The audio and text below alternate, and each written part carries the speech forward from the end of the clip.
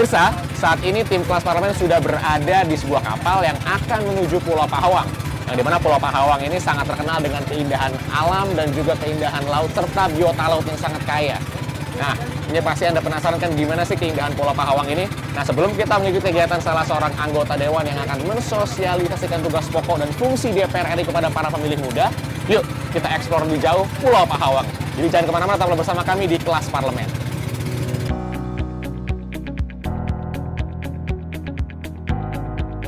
Perjalanan kami menuju Pulau Pahawang memakan waktu kurang lebih 45 menit menggunakan perahu motor.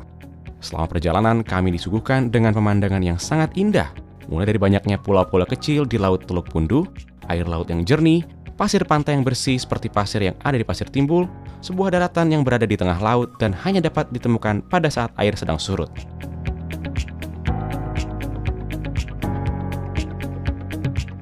Setibanya kami di Pulau Pahawang, kami pun disuguhkan dengan keindahan pantai yang masih asri. Benar-benar sebuah pulau yang dipersiapkan untuk menarik minat wisatawan baik lokal maupun mancanegara.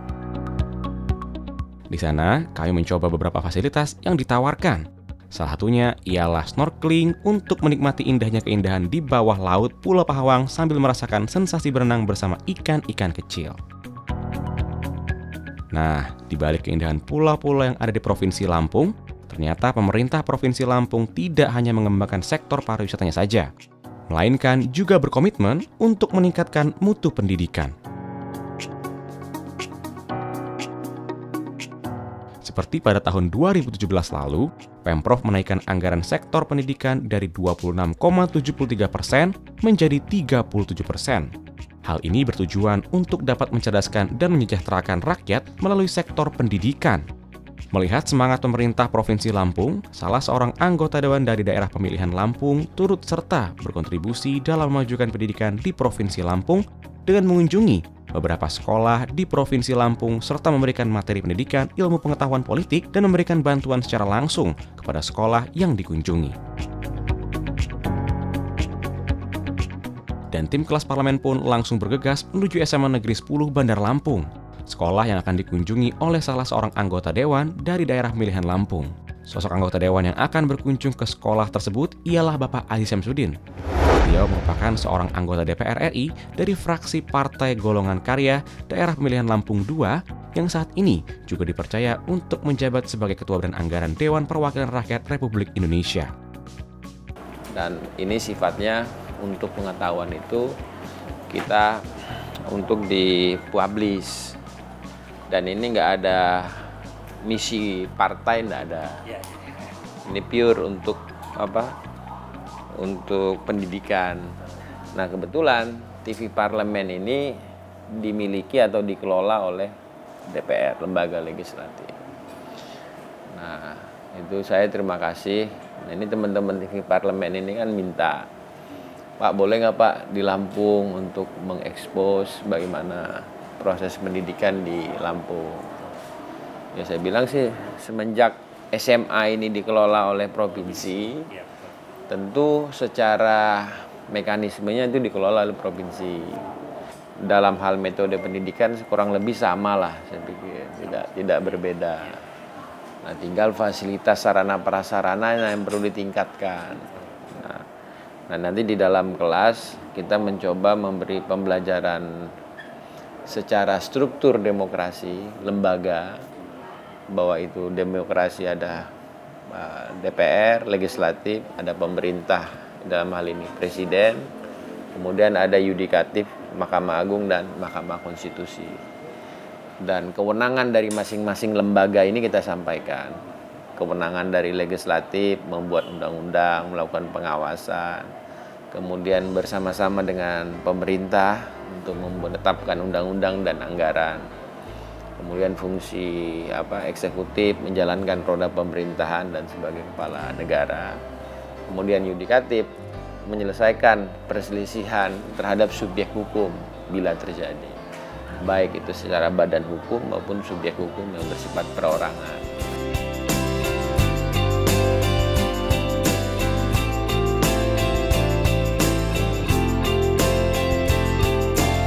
Dalam kesempatan ini saya ingin berbagi sharing pengetahuan pada adik-adik semua yang dalam kesempatan sore ini untuk kita sama-sama mengetahui struktur demokrasi secara menyeluruh dan secara lengkapnya seperti apa. Tapi nanti di dalam penjelasan atau dalam diskusi kita ada hal-hal yang ingin ditanyakan, kami persilakan untuk diinterupsi untuk kita sama-sama melakukan koreksi. Nah, perlu kita ketahui bahwa dalam sistem demokrasi kita, dalam trias politika kita itu terbagi dalam 3 struktur, yaitu adanya yudikatif, legislatif, dan eksekutif. Apa perbedaan dari masing-masing ini? Ada yang bisa enggak? Badan, fungsi dan kewenangannya ada nggak bedanya? Ada. Apa bedanya? Kalau satu-satu dulu. Kalau yudikatif apa? Mengawasi. Yudikatif dia adalah lembaga peradilan yang fungsinya untuk menegakkan aturan dan mengawasi roda pemerintahan yang dijalankan oleh eksekutif. Eksekutif dalam hal ini adalah presiden beserta pembantu presiden, dan struktur di provinsi yaitu ada gubernur, kemudian struktur di kabupaten ada bupati dan wali kota. Kan begitu ya. Kalau struktur legislatif itu apa? Gimana? Ya, MPR, DPR, DPD, dan DPRD provinsi. Betul nggak? Antara legislatif dan eksekutif dan yudikatif bisa nggak dia saling menjatuhkan?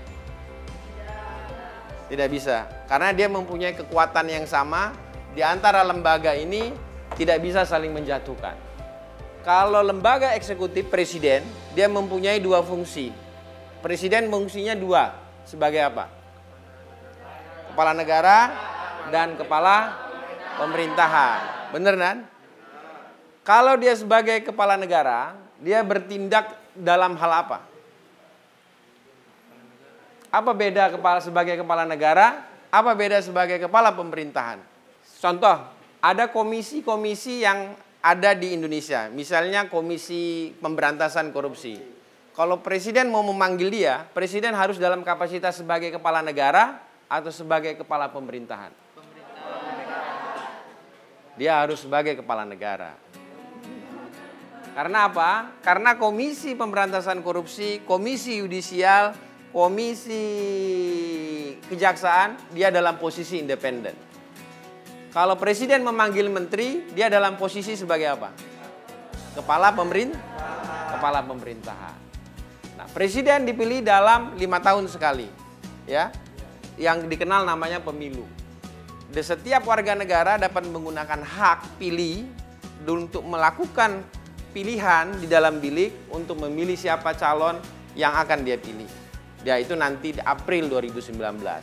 Kemudian fungsi legislatif, sekarang kita masuk di sini. Fungsi legislatif ini juga dipilih oleh rakyat, termasuk adik-adik semua memilih. Itu dalam bentuk 5 tahunan sekali. Pilihan itu tergantung partai politik mana yang mau dipilih. Dan pilihan-pilihan itu harus berdasarkan kualitas dan memang benar-benar meyakini bahwa pilihan itu akan menjadi suatu yang amanah. Kan begitu ya. Tidak boleh ada paksaan karena azasnya langsung, umum, bebas, dan rahasia. Tidak bisa diwakilkan. Ada nggak orang mencoblos itu diwakilkan? Tidak ada. Sekarang saya mau masuk, fungsi legislatif itu ada berapa? Fungsi legislatif dia ada 3. Yang pertama sebagai pembuat undang-undang bersama dengan pemerintah. Ya. Yang kedua, bersama-sama membuat anggaran dan menetapkan rancangan undang-undang anggaran bersama dengan pemerintah. Yang ketiga, melakukan pengawasan terhadap kebijakan-kebijakan roda pemerintahan yang dijalankan oleh presiden dan para pembantu presiden bersama dengan para perangkat pemerintahan.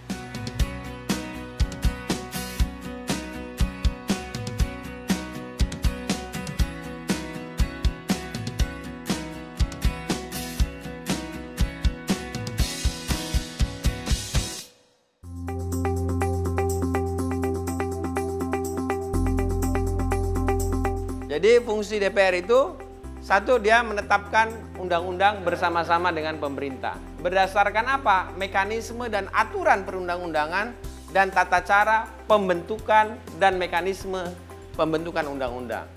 Dalam hal membentuk undang-undang ada syarat mutlak.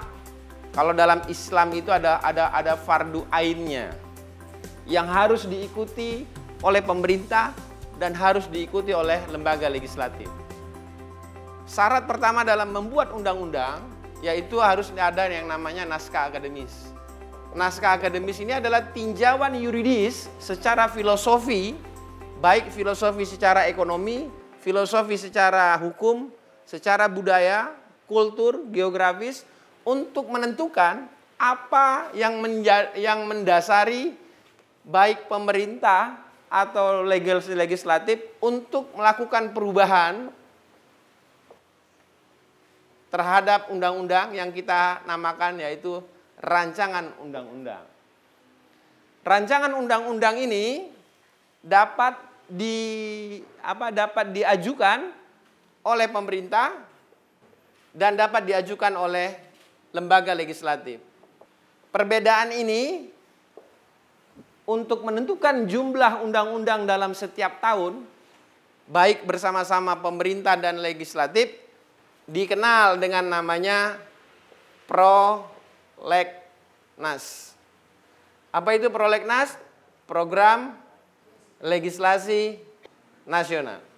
Di dalam program legislasi nasional inilah daftar atau list undang-undang yang akan dibuat, yang akan dirubah, yang akan diajukan perubahan baik oleh pemerintah atau oleh lembaga legislatif.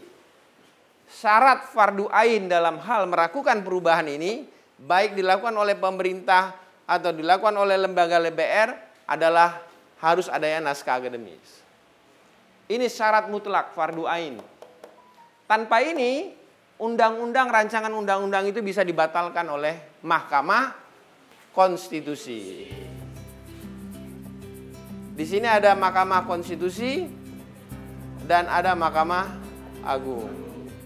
Kira-kira ada yang mau tanya?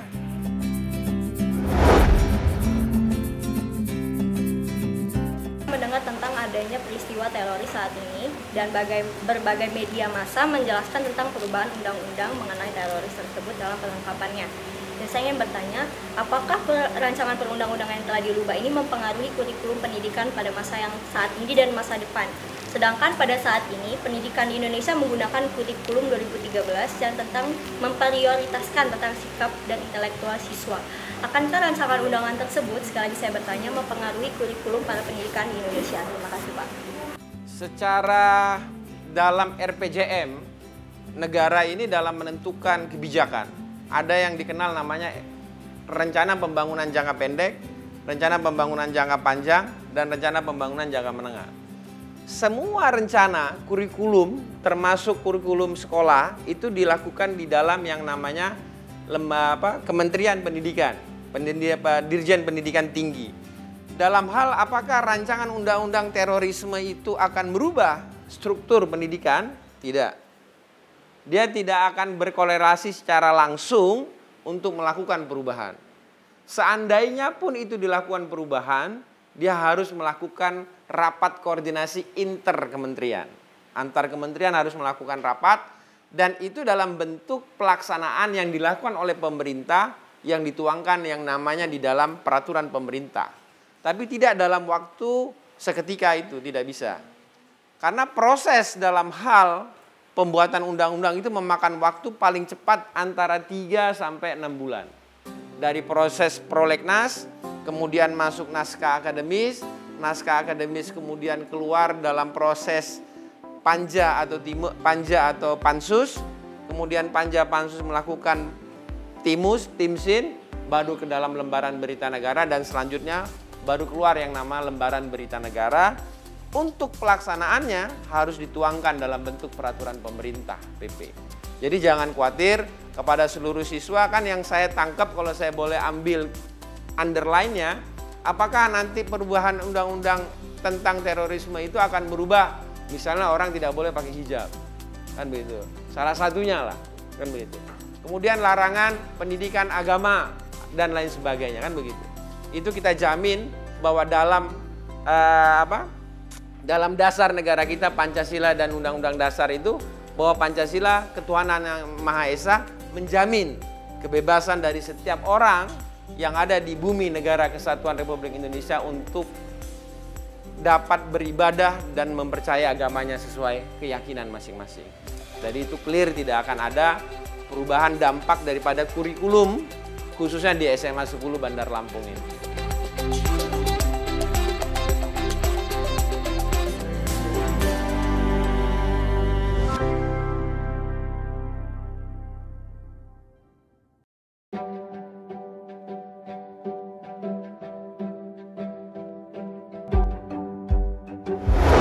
Nama saya Melta Elnando, saya perwakilan dari kelas 11. Pertanyaan saya, di media massa dan media elektronik ini Pak, banyak yang menampilkan citra buruk DPR. Salah satunya pada saat sidang rapat, DPR tidak hadir dalam rapat tersebut, bahkan sampai tertidur dalam rapat tersebut. Dan lebih parahnya lagi, pada saat rapat paripurna pada bulan April 2017, anggota Dewan DPR hampir adu berbeda pendapat sampai kericuhan pada rapat tersebut, dan itu menimbulkan citra buruk DPR kepada masyarakat. Pertanyaan saya, bagaimana cara mengembalikan citra baik DPR di masyarakat? Sekian dan terima kasih. Untuk mengembalikan citra daripada anggota legislatif, dia tidak bisa berdiri sendiri. Itu kembali kepada karakter, kemudian lingkungan juga, dan yang paling awal adalah bagaimana Anda memilih. Jangan asal pilih. Jangan memilih karena dikasih kaos, jangan memilih karena dikasih amplop, jangan memilih karena dikasih sesuatu. Tapi pilihlah partai politik itu, atau pilihlah orang itu berdasarkan bahwa keyakinan bahwa orang ini bisa mewakili Anda. Tapi kalau Anda pilih berdasarkan sesuatu, akhirnya jadinya seperti itu. Dia setelah jadi mau berbuat untuk masyarakat pun dia nggak tahu. Karena dia tidak mempunyai talenta, tidak mempunyai kompeten, tidak mempunyai rasa untuk mewakili itu. Kan begitu. Nah, jadi harus benar-benar pilihan yang Anda lakukan nanti kalau mau memilih. Tapi saya menyarankan untuk datang ke TPS, pilihlah sesuai hati, bahwa pilihan itu adalah benar, bahwa pilihan orang itu bisa menjadikan amanah untuk menjalankan pemerintahan dan bisa mengamanahkan supaya ada kehidupan yang lebih baik di masa depan. Dan jangan pernah sungkan untuk bertanya, jangan pernah sungkan untuk malu untuk bertanya, malu untuk berdiskusi, harus tahu. Dan cari seorang pemimpin, seorang wakil siswa-siswa itu orang yang berani atau mempunyai niat untuk terbuka, untuk bisa berdiskusi, mewakili Anda. Karena setiap kepentingan yang daripada, jangankan di masyarakat, kepentingan di dalam kelas ini aja mempunyai kepentingan yang berbeda-beda, kepentingan yang macam-macam. Nah, di dalam kesempatan itulah tentu kepentingan-kepentingan itu harus diselaraskan dan diatur dalam peraturan yang kita kenal namanya undang-undang. Nah, dalam kesempatan ini ada beberapa buku, ini milik pemerintahan Bapak Jokowi dan Yusuf Kalla, dan buku-buku ini bisa untuk dijadikan bahan, untuk dijadikan masukan, untuk dibahas, dibaca, gitu. Mudah-mudahan rajin baca. Karena Anda sebagai siswa tidak akan mempunyai pengetahuan lebih, tidak akan mempunyai pengetahuan problem solving yang bagus, yang manageable, kalau Anda tidak rajin membaca. Usahakan tiap hari Anda membaca minimal 30 menit. Mau baca buku, mau baca koran, tapi jangan baca komik. Ya, saya harapkan nanti bisa disumbangkan, kemudian 30 menit wajib baca. Minimal 2 lembar atau 5 lembar. Dan kalau malam belum capek, baca, terakhir baru baca Quran surat Yasin sebelum tidur. Oke, saya ucapkan terima kasih. Mudah-mudahan pertemuan ini dan pengetahuan ini bisa menjadi dasar bagi tonggak ke depan bangsa dan negara ini untuk cermin demokrasi yang lebih maju dan kita bisa bersama-sama mencari hal-hal yang baik untuk kita semua. Ada hal yang ingin ditanyakan sebelum saya tutup? Cukup. Saya ucapkan terima kasih kepada kepala sekolah daripada SMA 10 Bandar Lampung dan seluruh jajaran pendidik, kemudian para siswa. Mudah-mudahan nanti Anda salah satu dari ini bisa menggantikan saya di DPR, bisa menggantikan Pak Jokowi, bisa menggantikan Pak Yusuf Kalla, dan bisa menggantikan menteri-menteri yang bisa sesuai spesifikasi Anda. Saya rasa terima kasih. Billahi taufiq walhidayah. Wassalamualaikum warahmatullahi wabarakatuh. Boleh ya tepuk tangan buat kalian semua dan Pak Aziz. Gimana tadi penjelasan yang sudah disampaikan oleh Pak Aziz Samsudin? Paham? Ngerti ya semua ya? Kalau memang ada yang sudah tidak dimengerti, bisa ditanya lagi ya di nomor yang sudah diberikan. Dan semoga bermanfaat bagi kalian semua. Terima kasih atas kerjasamanya. Mohon maaf sudah mengganggu waktu pulang kalian ya. Terima kasih banyak atas kerjasamanya adik-adik.